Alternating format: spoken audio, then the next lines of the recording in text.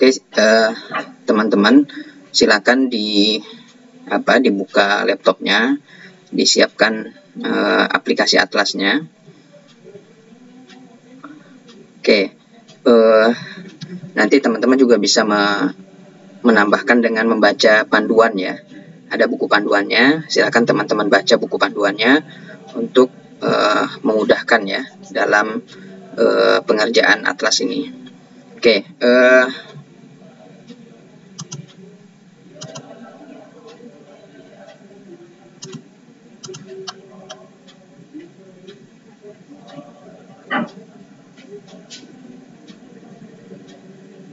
Oke, teman-teman, sudah terlihat nih? Terlihat ya? Oke, ini adalah aplikasi Atlas. Ini berandanya seperti ini, depannya. Ini aplikasi Atlas itu adalah Audit Tools and Linkage Archive System.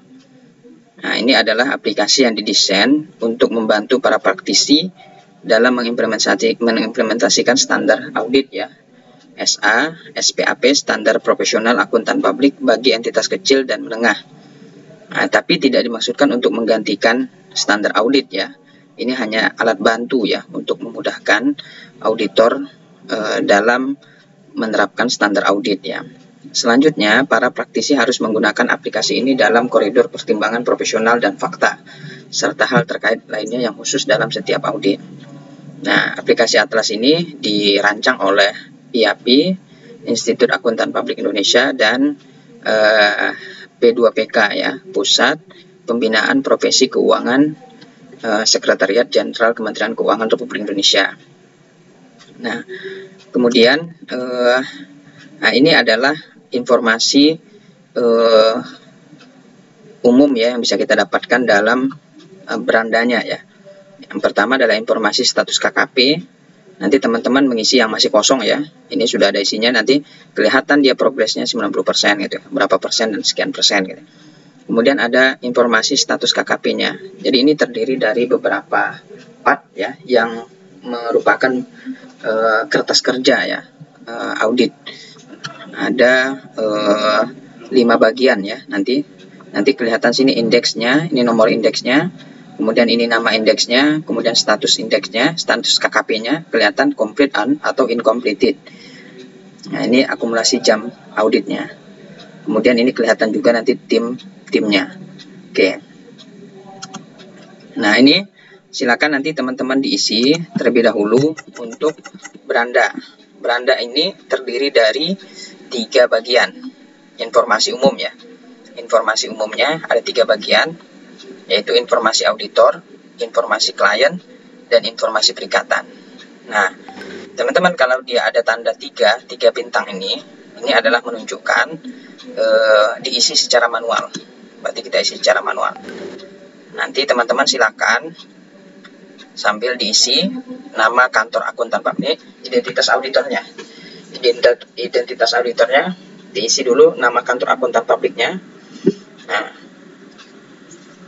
nama kantor akuntan publiknya ini bisa sesuaikan dengan nama teman-teman ya. Biasanya contohnya Egi dan rekan gitu. Egi, siapa lagi? Ari atau siapa gitu ya, dan siapa. Kemudian nama akuntan publiknya. Nama akuntan publiknya adalah orang yang nanti yang akan mendandatangani, partner ya. Nah, kemudian susunan tim perikatan. Kalau ini susunan tim perikatan ini nggak perlu diisi. Kenapa nggak perlu diisi? Ya, karena dia tanda bintang 1 ini otomatis nanti. Jadi tanda bintang 1 otomatis terisi, bintang 2 dia pilihan drop down, kemudian 3 ini adalah isian secara manual. Nah, kemudian yang kita isi yang kedua adalah identitas kliennya. Nama kliennya kita isi, kemudian alamatnya, kemudian nomor teleponnya, NPWP-nya.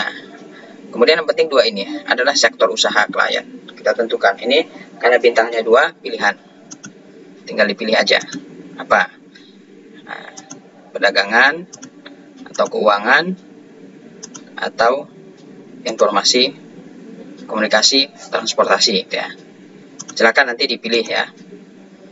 Nanti kemudian yang kedua, yang selanjutnya adalah status kepemilikan klien. Status kepemilikan ini dia dimiliki oleh siapa? Pilihan juga nih, apakah dimiliki oleh swasta yang sudah go public, swasta dia non go public, atau BUMN atau BUMD, sektor publik, ya sektor publik itu tentunya pemerintahan gitu ya, koperasi, apakah atau dia yayasan. Nah, yayasan. Tinggal nanti pilih ya. Nah, contohnya di sini saya pilih swasta non go public. Kemudian yang selanjutnya adalah informasi perikatan. Informasi perikatan ini terdiri dari 5 informasi. Tahun buku diisi dengan 1 Januari sampai 31 Desember gini ya, 2021. Kemudian tipe perikatannya, apakah dia tahun pertama ataupun tahun berulang. Contohnya kita tulis nih tahun pertama. Nah, kemudian jenis perikatannya, ini adalah cuma satu pilihan, audit atas laporan keuangan. Kemudian standar auditnya adalah standar profesional akuntan publik SPAP. Nah, kemudian standar akuntansi kliennya kita pilih apakah dia SAK umum konvergensi IFRS, SAK etap, SAK MKM, atau SAK syariah. Ini pilihannya. Nanti bisa, contohnya kita pilih ini SAK etap. Oke. Ini informasi awal yang harus teman-teman isi. Sampai di sini ada yang mau ditanyakan? Bisa dipahami? Bisa, Pak. Oke. Setelah itu kita masuk ke kontennya. Nah, terlihat di sini bahwa atlas ini terdiri dari 5 bagian yang menunjukkan siklus ya, cycle ya, audit cycle. Yang pertama adalah pre-engagement, indeksnya A1 adalah pra-perikatan. Kemudian A2-nya risk assessment, penilaian risiko. Kemudian yang ketiga ini B, indeks B, itu adalah risk response. Kemudian yang keempat adalah indeks C. Indeks C ini completing dan reporting. Kemudian yang D, yang kelima ini adalah indeks D, itu general. Nah, nanti kita mulai dulu dari indeks A1, pre-engagement. Nah, silakan teman-teman isi A11. Kita mulai dari pengisian indeks A110. A110 ini adalah analisis penerimaan dan keberlanjutan hubungan dengan klien. A120 ini alokasi jam, jasa, dan perencanaan lain. A130 surat perikatan, A140 surat tugas, A150 pernyataan independensi, A160 komunikasi dan perikatan, A170 perikatan tahun pertama. Jadi ini ada 1, 2, 3, 4, 5, 6, 7 ya, 7 indeks yang harus diisi dari indeks A1 pre-engagement. Nah, kemudian risk assessment itu terdiri dari 7 juga, materialitas awal, prosedur analitis awal, dan seterusnya gitu ya. Risk response terdiri dari 9. Kemudian completing and reporting terdiri dari 8, general itu ada 3. Ini yang harus kita selesaikan dalam 1 semester untuk pengisiannya. Nah, kita mulai dari indeks A1 pre-engagement untuk indeks A110 yaitu analisis penerimaan dan keberlanjutan hubungan dengan klien. Kita klik ya di sini. Dia langsung muncul ya informasi awalnya ya. Nama KAP-nya, nama AP-nya, alamat klien, nama klien, alamat klien, tahun bukunya, kemudian indeks KKP-nya adalah A110. Nama indeksnya ini analisis penerimaan dan keberlanjutan hubungan dengan klien. Standar audit yang relevan yang digunakan, langsung ada referensinya nih, standar pengendalian mutu nomor 1, standar audit 210, 220, dan 300. Nah, apa saja isinya? Nah, isinya ini ada 7 poin sebagai analisis resiko awal, analisis resiko penerimaan.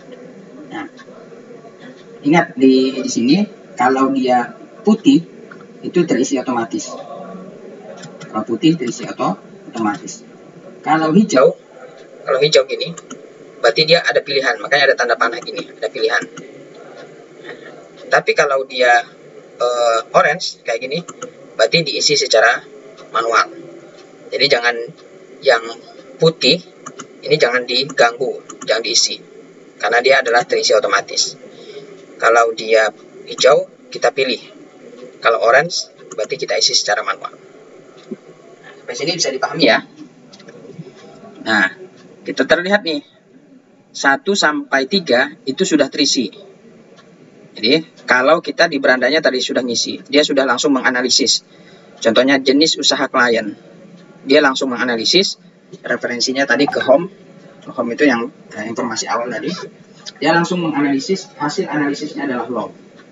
Kenapa low? Karena jenis usahanya yang dipilih adalah perdagangan. Kalau kita pilihnya keuangan, risikonya menjadi high. Jadi dia langsung menganalisis, oh kalau perdagangan ini low risikonya. Coba kalau kita pilih di sini adalah sektor usahanya adalah keuangan, masih keuangan ya.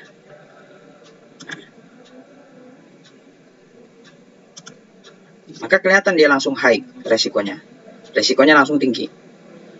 Nah, paham ya teman-teman ya? Nanti beberapa sektor memang ditentukan itu sudah risiko tinggi, ada yang risiko rendah. Yang kedua, ini status kepemilikan klien. Status kepemilikan klien, nah ini low. Kenapa? Low itu rendah. Kenapa risikonya rendah? Karena tadi yang saya pilih adalah swasta non-go public. Kalau perusahaan dia swasta dan dia tidak public, tidak go public, maka dia risikonya low. Coba kalau kita pilih, kalau dia status kepemilikannya adalah swasta go public, nah go public, maka terlihat risikonya sini menjadi tinggi. Nah, inilah yang disebut dengan audit berbasis risiko gitu ya. Kita sudah mengidentifikasi risiko ya dari klien ya. Kemudian yang ketiga adalah standar akuntansi keuangan yang digunakan oleh klien. Di sini low. Kenapa low? Karena saya menggunakan SAK etap. Nah, tapi kalau kita pilih adalah kalau ternyata klien menggunakan standar akuntansinya adalah akuntansi SAK umum, maka secara risiko dia juga akan meningkat. Nah, maka menjadi high risikonya. Jadi secara ini risiko keseluruhannya dia menjadi high gitu ya. Ya, bisa terlihat ya teman-teman ya. Oke. Kemudian yang keempat adalah isu pelaporan keuangan terdahulu. Nah, kita pilih dulu kriterianya. Ada di beberapa pilihan di sini. Ada 4 pilihan. Apakah entitas berdiri pada periode berjalan dan laporan keuangan tersedia pada periode berjalan. Ini menunjukkan apa? Menunjukkan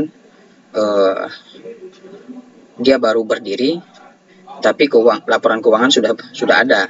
Kalau kita pilih ini maka risikonya jadi low, karena dia baru ya, karena dia baru dan ada laporan keuangannya. Coba yang kedua, entitas berdiri sejak lama dan laporan keuangan periode sebelumnya tidak tersedia. Dia sudah lama berdiri, tapi dia nggak punya laporan keuangan tahun sebelumnya, maka risikonya menjadi tinggi nih, high. Jadi high ya. Kalau seandainya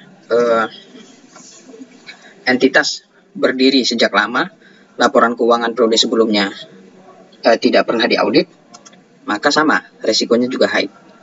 Nah, tapi kalau yang ketiga, ini entitas berdiri sejak lama dan laporan keuangan periode sebelumnya tersedia dan telah diaudit, nah, maka dia juga secara risiko juga high. Nanti kita lihat ya, kita akan isi ya selanjutnya ya. Jangan masuk, gue yang lagi ngajar.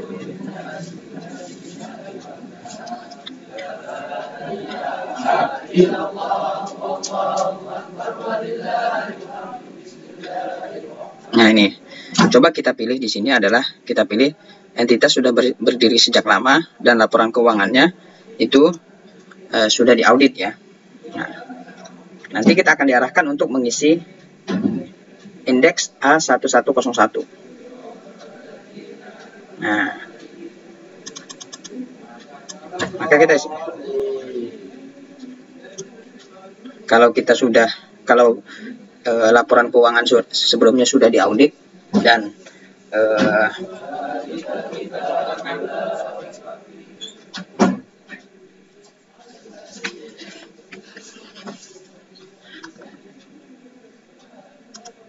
jadi gini, kalau laporan keuangan, jadi kalau entitas sudah berdiri lama dan laporan keuangannya sudah diaudit tahun sebelumnya, maka kita masuk ke indeks berikutnya, yaitu A1101.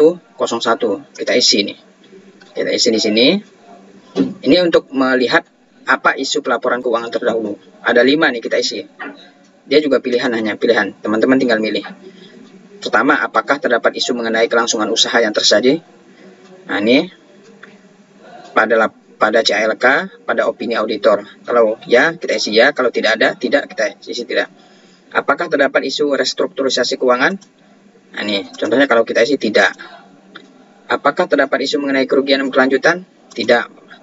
Kemudian apakah terdapat isu mengenai penyajian kembali restate atas laporan keuangan? Tidak.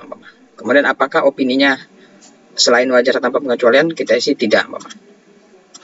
Nah, maka kita lihat. Nah, risikonya menjadi low karena dia sudah diaudit dan tidak ada isu pelaporan keuangan. Maka dia secara risiko menjadi low. Sini. Kemudian yang kelima adalah integritas manajemen. Kita lihat juga nih, integritas manajemen seperti apa. Kita isi. Nah, kita isi satu persatu.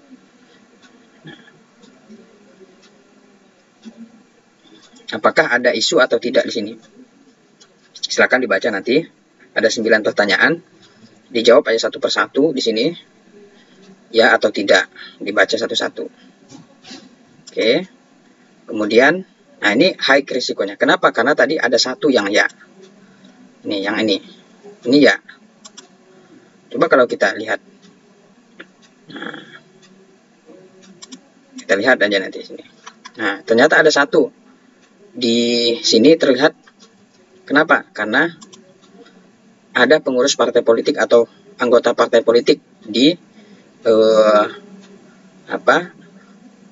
apakah profil pengguna jasa akuntan pajak termasuk sebagai berikut ya. Oh, ternyata dia pengurus partai politik, maka dia risikonya menjadi tinggi. Atau yang kedua nih, pejabat negara.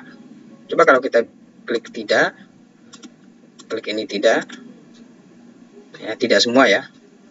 Semua nanti dibaca satu-satu, maka risikonya menjadi low. Menjadi low. Nah, dibaca satu-satu nanti, kemudian diisi. Nah, kelihatan ya. Nah, integritas manajemennya menjadi low. Ini untuk mengukur integritas dari manajemen. Nah, kemudian yang keenam adalah kompetensi, ketersediaan waktu, independensi, personal KAP untuk penunjukan tim perikatan. Nah, ini kita isi. Kita isi dengan tim yang akan kita turunkan. Nah, ini nanti akan saya kirim ininya apa? Nama-nama timnya. Nah, kemudian kita isi ke bawah nih. Analisis kompetensinya apa, memadai atau tidak. Yang warna hijau aja yang diisi. Yang ininya juga diisi, yang warna oranye diisi manual, yang hijau tinggal dipilih. Nah, kemudian ketersediaan waktunya ya juga diisi, apakah ada atau tidak, memadai atau ada batasan waktunya. Kemudian kita masuk ke independensi. Independensinya kita lihat. Nah, ini ada 1, 2, 3, 4, 5, 6 poin yang kita assessment ya, terkait dengan pemahaman independensinya. Apakah ya, tidak, ya atau tidak gitu ya. Nah, dari sini nanti kelihatan dia,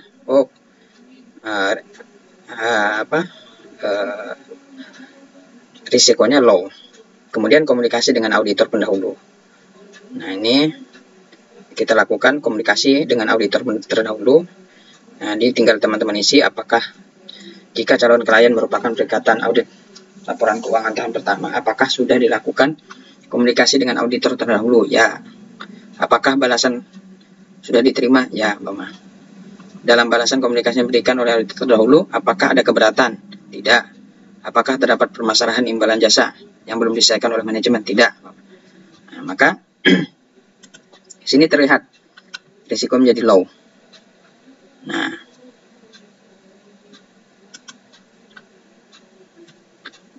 maka ringkasan risikonya menjadi high. Kenapa high? Karena di sini ada risikonya high. Coba kalau kita semuanya low ya, maka dia akan menjadi low risikonya. Contohnya ya. Contohnya ini sektornya kita ke perdagangan, swasta non go public ya. Ininya SHK etap. Nah, SHK etap. Maka kelihatan di sini. Nah, risikonya menjadi low. Dan terlihat di sini ringkasan risiko penerimaan dan keberlanjutan hubungan dengan kliennya menjadi low. Oke. Nah, terlihat jadi low di sini. Rendah berarti risikonya. Kemudian apakah Anda akan menerima atau melanjutkan hubungan dengan klien? Pertanyaannya. Nah, kalau kita jawab tidak, berarti selesai. Sampai di sini doang. Itu udah nggak usah kita lanjutkan. Kalau kita ya, maka berlanjut nih. Mengisi template laporan keuangan. Nah, gitu. Oke. Untuk malam ini, teman-teman cukup mengisi 1 sampai 7 ini. Yang template laporan keuangannya, silakan yang senggang waktunya bisa diisi. Kalau belum sempat nanti pekan depan. Nah, silakan sisa waktu yang ada digunakan untuk mengisi 1 sampai 7. Nanti latihan soalnya saya kirim ke teman-teman. Oke, sampai di sini. Ada yang mau ditanyakan? Bisa dipahami?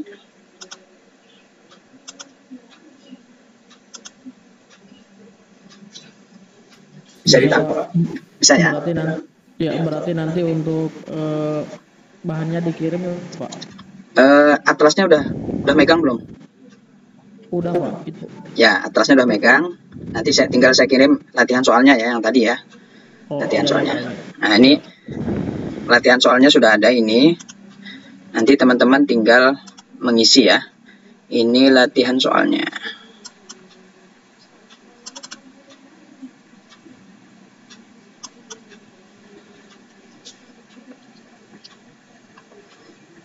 Nah, ini yang tadi informasi penugasan. Nah, informasi umum tadi di sini ya. Tuh, tinggal kelihatan kan? Udah kelihatan belum? Oh, belum ya. Belum.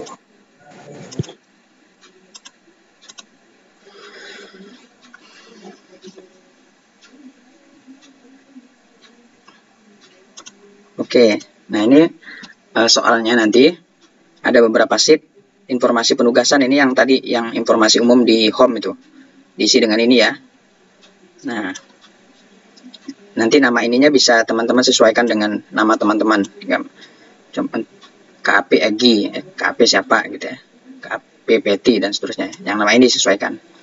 Kemudian, nah informasi lainnya tentang penugasan ini. Kemudian independensi ini yang tadi. Personel KP-nya ini, personelnya. Tinggal diisi dengan ini. Siapa yang namanya ini, jabatannya apa, pengalamannya, batasan waktunya, kompetensinya, independensinya, yang dipilih siapa, inisialnya ini. Oke ya, nanti kelihatan di sini semua. Nah. Kemudian ini ada soal.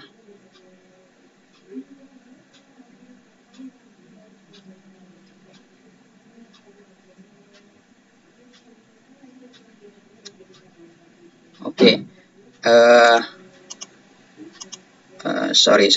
Nah, yang tadi yang bentar.